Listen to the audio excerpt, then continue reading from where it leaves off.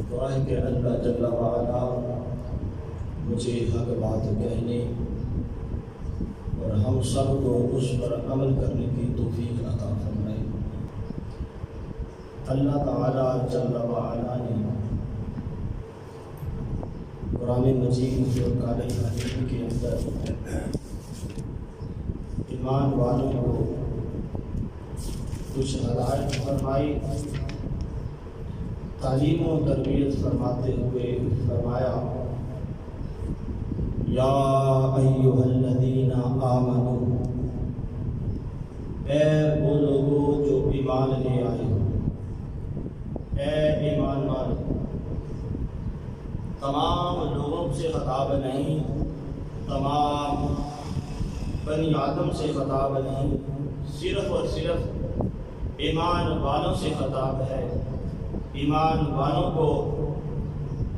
متوجہ کیا جا رہا ہے۔ رب کریم فرما رہا ہے یا ایھا الذین آمنوا، اے ایمان والو۔ اب ایمان والے کون ہیں، اس میں تھوڑی سی میں روشنی ڈالنے کی کوشش کروں گا۔ قرآن مجید فرقان حمید کی ذریعے کہ اللہ جل وعلا نے قرآن مجید فرقان حمید کے سپارہ نمبر 18 کے اندر، جہاں سے یہ سپارہ نمبر 18 شروع ہوتا ہے، وہاں مومنوں کو بتایا کہ مومن کون ہے۔ فرمایا قد افلح المؤمنون، تحقیق مومن فلاح پا گئے، مومن کامیاب ہو گئے۔ اب انسان کے ذہن میں وہی سوال آیا کہ مومن ہے کون؟ میں بھی کہتا ہوں کہ میں ایمان والا ہوں، آپ بھی کہتے ہیں کہ آپ ایمان والے ہیں۔ آج کے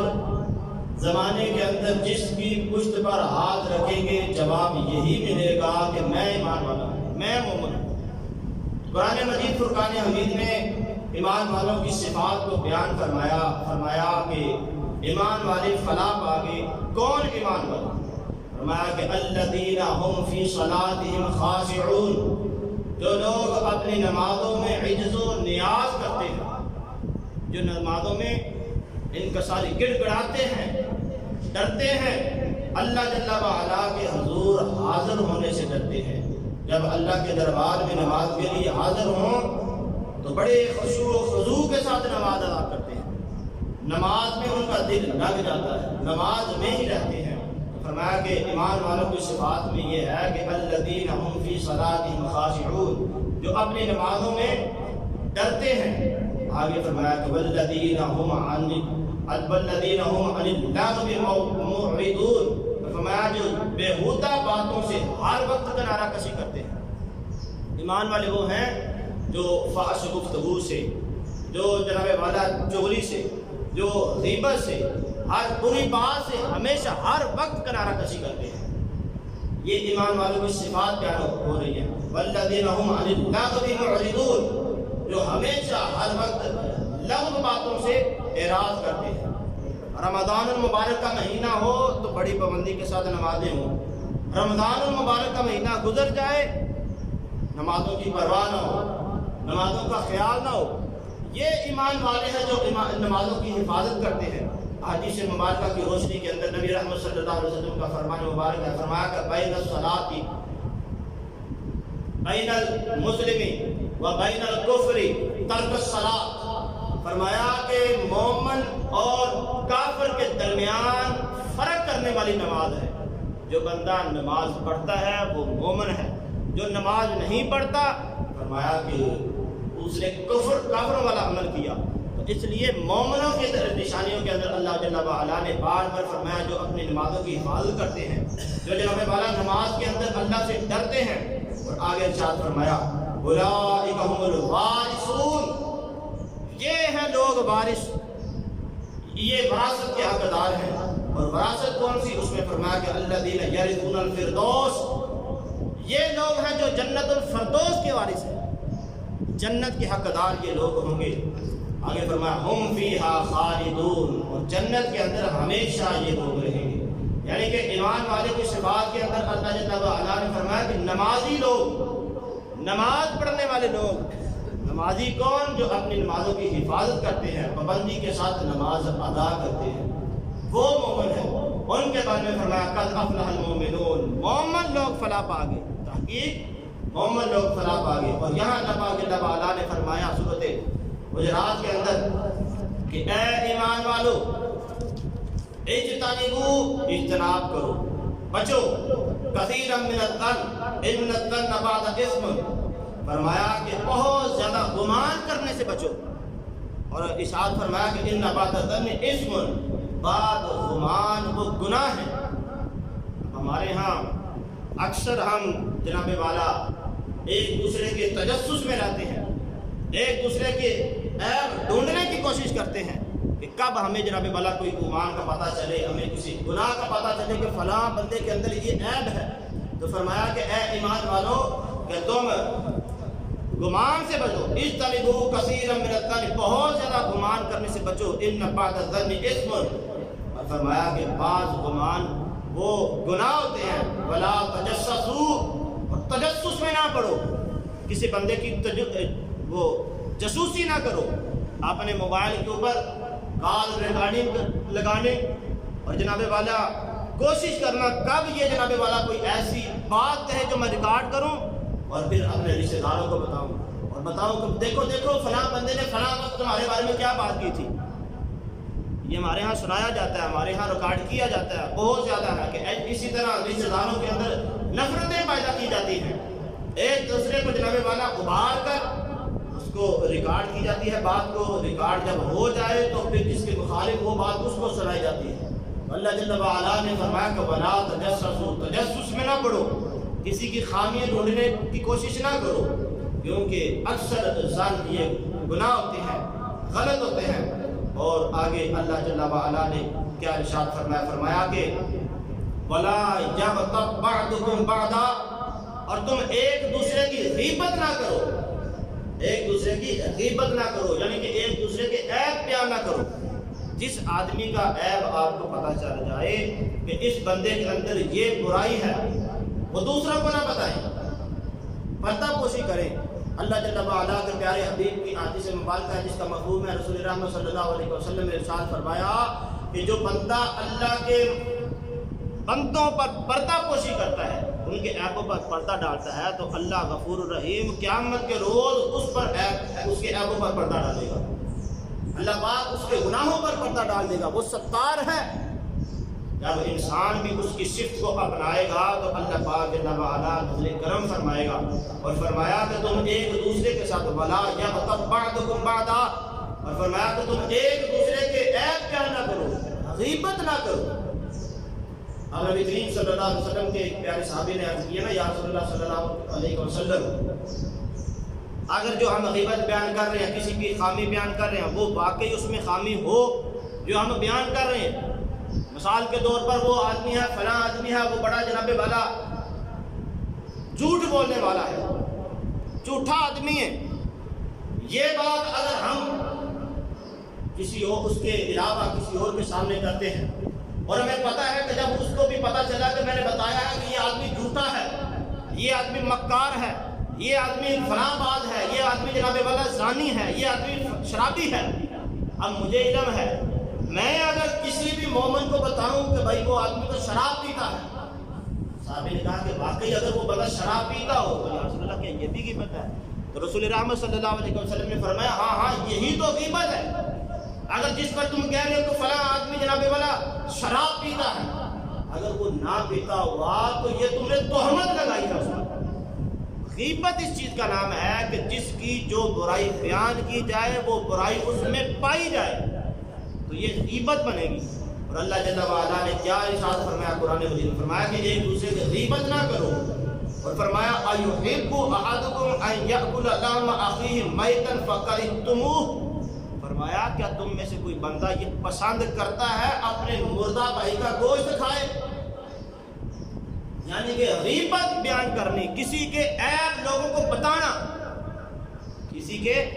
عیب لوگوں کو بتانا۔ رسول اللہ پاک جل وعلا نے فرمایا کہ یہ اسی طرح ہے جس طرح بندہ اپنے مردہ پر آدھا گوشت کھائے، مرے پر آدھا گوشت کھانا۔ ہمیں کیا درس دیا گیا؟ غیبت نہ کرو، کسی کے عیب نہ بتاؤ، جب کسی کا عیب دیکھ لو درگزر کر دو، خاموش ہو جاؤ۔ ہاں ایسا عیب بتانے کی اجازت ہے جس عیب کے ساتھ ایمان والوں کو نقصان پہنچتا ہو، یعنی کہ اگر کوئی دکاندار ہو جو سودے کو کم تولتا ہے، مال کو کم تولتا ہے، ڈنڈی مارتا ہے، لوگوں کو نقصان پہنچاتا ہے، ایسے آدمی کا بتانا کہ فلاں دکان سے سودا نہ لو، اس کے ساتھ تجارت نہ کرو، وہ جناب والا تمہارے پیسے دبا جائے گا، تم سے تو مال کے پیسے لے گا 1 نمبر مال کے، مگر تمہیں 2 نمبر مال دے گا۔ اسی طرح جناب والا فلاں آدمی کے ساتھ تجارت نہ کرنا زمین کی، وہ بندہ جناب والا زمین کو دبا جاتا ہے، وہ پیسوں کا کپڑا مار جاتا ہے۔ ایسے آدمی کے عیب بتانا یہ درست ہے، جس کے ساتھ مومنوں کا فائدہ ہو، مگر ایسے عیب بتانا جس کے ساتھ مومنوں کا کوئی فائدہ نہ ہو، صرف اور صرف اپنے اندر کی بڑاس نکالی جائے، اپنے آپ کو خوش کیا جائے، اپنا غصہ نکالا جائے، یا پھر لوگوں کو اس کے مخالف کیا جائے، یا جناب والا رشتہ داروں کے اندر دراڑ ڈالی جائے، رشتہ داروں کو توڑا جائے، یہ حرام ہے۔ اس کے بارے میں فرمایا کہ وہ ایسے ہی ہے جیسے اپنے مردہ پر آدھا گوشت کھاتا ہے۔ یہ میاں بیوی کے درمیان میاں کی باتیں بیوی کو بتانا، بیوی کی باتیں میاں کو بتانا، کس لیے؟ ان دونوں کے اندر جھگڑا ہو جائے، لڑائی ہو جائے، یہ حرام ہے۔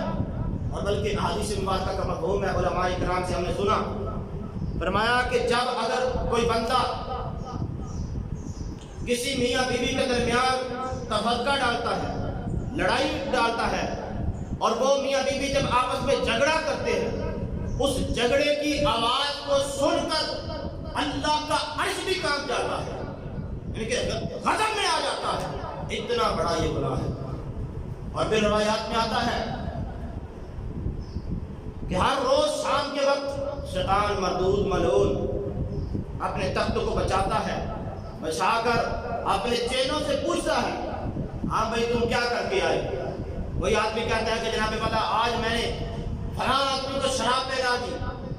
پھر شیطان پوچھتا ہے اپنے دوسرے چیلے سے، تم نے کیا کیا؟ وہ کہتا ہے کہ میں نے فلاں سے زنا کروایا، میں نے فلاں سے غیبت کروائی، میں نے فلاں سے فلاں کام کروایا۔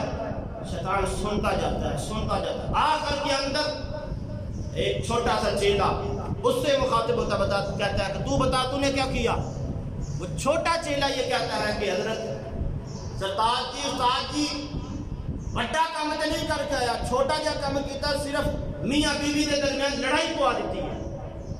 2 میاں بیوی کے اندر فساد ڈلوا دیا ہے، یہ چھوٹا سا کام کیا ہے۔ جس کو شیطان سن کر کھڑا ہوتا ہے، اس کو نوازتا ہے، اس کو پروٹوکول دیتا ہے،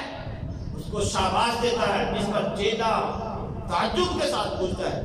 کہ استاد جی فلاں نے شراب پلائی، فلاں بندے نے قتل کروایا، فلاں چیلے نے یہ گناہ کروایا، بڑے بڑے گناہ ہیں، اس پر تو آپ نے جناب والا کوئی جناب والا داد نہیں دی، جب تک میں نے صرف میاں بیوی کے درمیان تفرقہ ڈلوا دیا، مجھے اتنا نوازا جا رہا ہے۔ جس پر شیطان مردود ملعون کہتا ہے کہ ارے نادان دیکھو اس نے شراب پلائی، اس ایک آدمی کا گناہ تھا، فلاں نے فلاں گناہ کیا، اس کا گناہ تھا، مگر تم نے جو میاں بیوی کے درمیان تفرقہ ڈالا، 2 بندوں کے درمیان نہیں، 2 جناب والا خاندانوں کے درمیان تفرقہ ڈالا ہے، 2 نسلوں کے درمیان تفرقہ ڈالا ہے، اس لیے بڑا نوازتا ہے۔ تو ایمان والوں کو کیا ہوا؟